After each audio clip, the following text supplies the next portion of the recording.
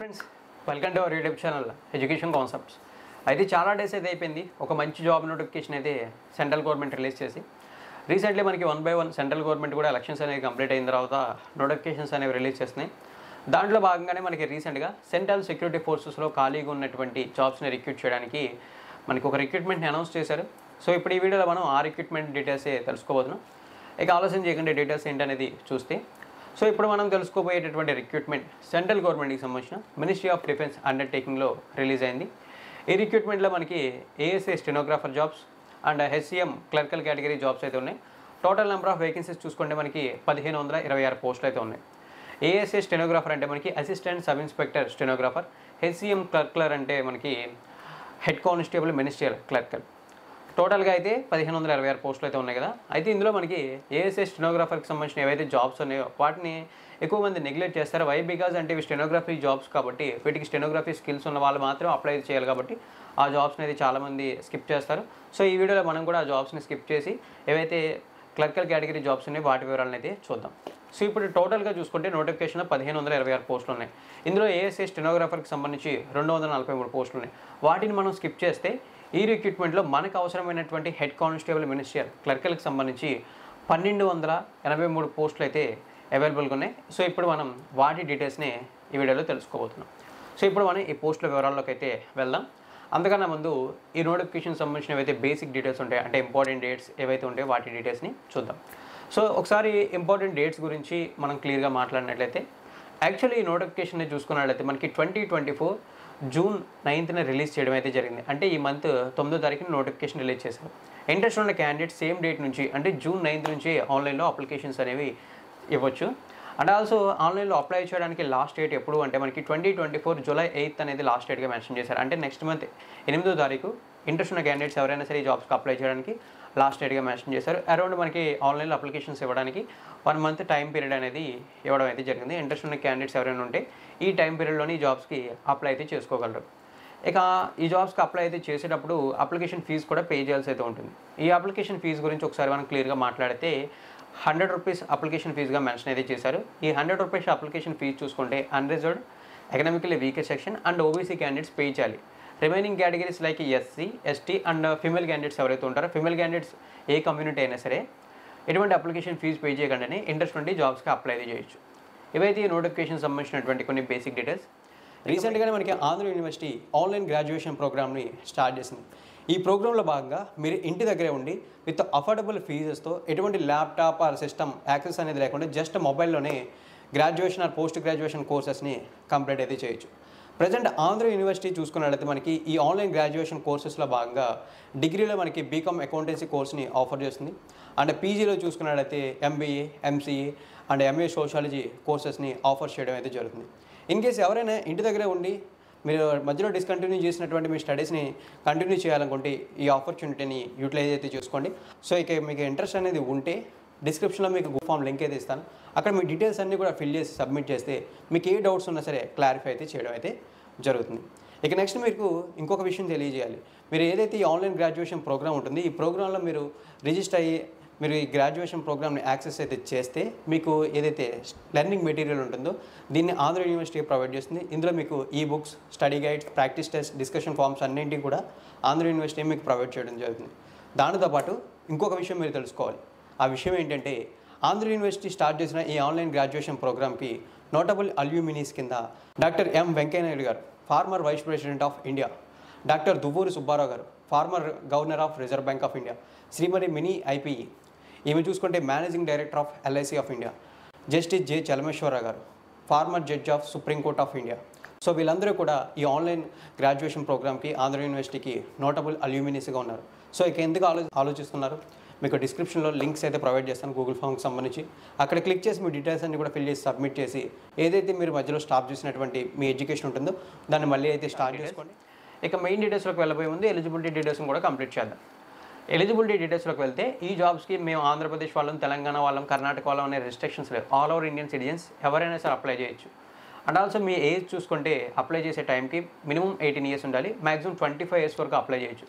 Reservation ఉన్న community candidates ఎవరైతే ఉంటారో మనకి like SC, ST, BC category candidates ఉంటారో వాళ్ళకి ఏజ్ రిలాక్సేషన్స్ ఉంటాయి. అవి చూసుకున్నట్లయితే ఎస్సీ, ఎస్టీ కేటగిరీ అభ్యర్థులకి 5 years and also OBC category అభ్యర్థులకి చూసుకున్నట్లయితే మనకి 3 years ఏజ్ రిలాక్సేషన్ అనేవి అప్లికేబుల్ అయితే అవుతాయి.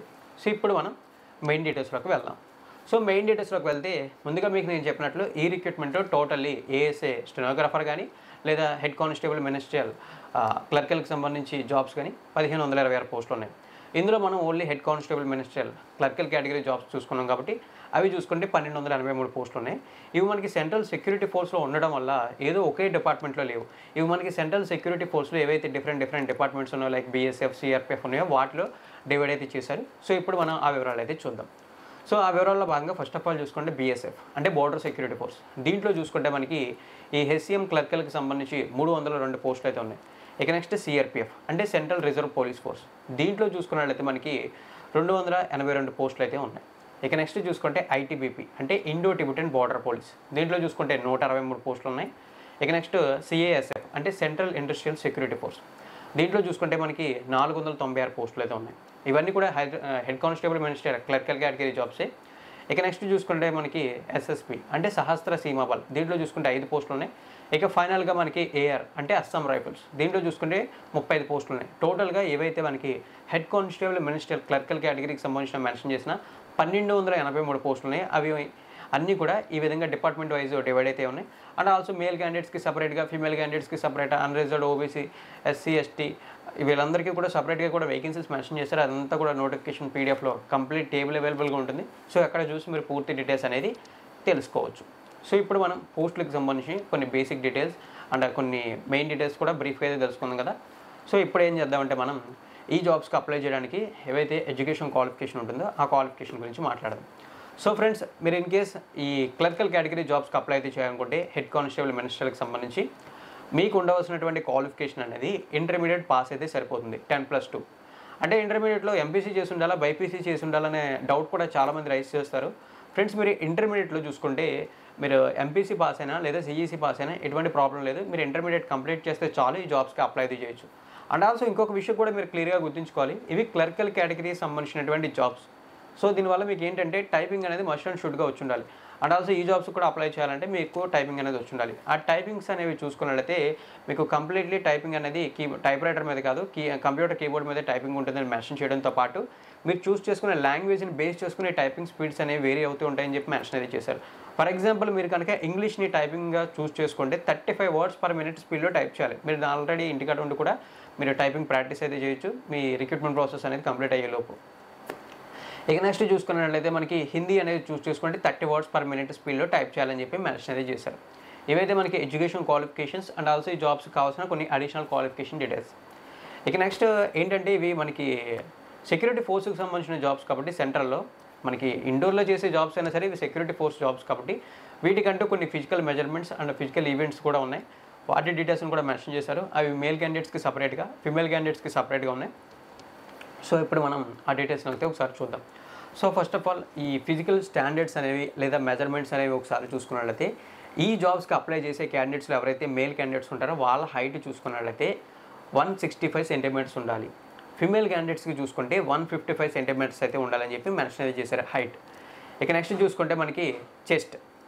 ఈ చెస్ట్ గురించి ఒకసారి మనం క్లియర్గా మాట్లాడుకున్నట్లయితే మనకి ఏదైతే చెస్ట్ ఉంటుందో ఈ చెస్ట్ అనే మెజర్మెంట్ ఓన్లీ మనకి మేల్ క్యాండిడేట్స్కి అప్లికేబుల్ అవుతుంది.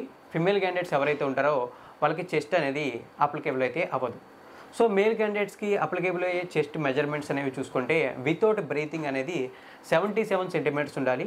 విత్ బ్రీతింగ్ అనేది 82 centimeters ఉండాలి. అంటే బ్రీతింగ్ తీసుకోకముందు వేరియేషన్ చూసుకుంటే 5 centimeters ఉంటుంది. అంటే బ్రీతింగ్ తీసుకున్న తర్వాత 5 centimeters ఎక్స్పాన్షన్ అనేది జరగాలి. సో ఈ విధంగా మనకి ఫిజికల్ మెజర్మెంట్స్ అయితే ఉంటాయి.